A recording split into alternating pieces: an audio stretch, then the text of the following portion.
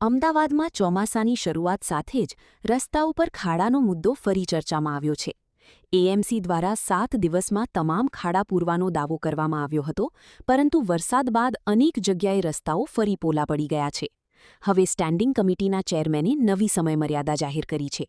શું છે સમગ્ર મામલો? જોઈએ આ અહેવાલમાં. મારી પહેલી જ બેઠકમાં કીધું હતું કે 7 દિવસમાં ખાડાઓ જે છે એ પૂરાઈ જવા જોઈએ.